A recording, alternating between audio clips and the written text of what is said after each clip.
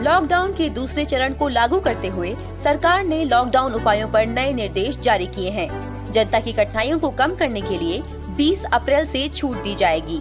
आवश्यक कर्मचारियों के साथ केंद्र और राज्य सरकारों और स्थानीय निकायों के महत्वपूर्ण कार्यालय खुले रहेंगे। सभी स्वास्थ्य सेवाएं बिना किसी बाधा के चालू रहेंगी। इसमें सभी अस्पताल, nursing home, clinic, dispensary, chemist, Jan Aushadhi केंद्र शामिल हैं। व्यावसायिक और निजी प्रतिष्ठान जैसे राशन की दुकानें, खाद्य, किराने का सामान, फल, सब्जियां, डेयरी, मिल्क बूथ, मांस, मछली, पशु चारे संबंधित प्रतिष्ठान खुले रहेंगे।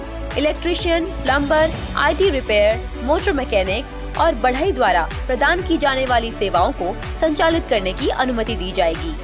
किसानों के हितों को ध्यान में रखते हुए खेती के संचालन की अनुमति दी गई है।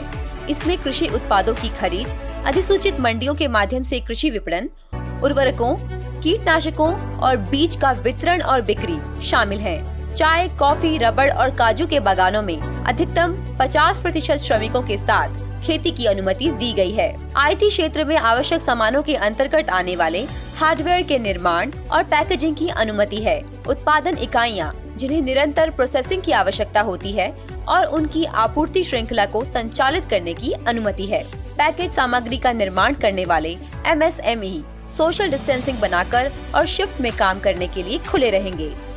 बैंक, बीमा कार्यालयों और ATM, प्रिंट और इलेक्ट्रॉनिक मीडिया, इंटरनेट सेवा, प्रसारण और केबल सेवाओं को अनुमति है।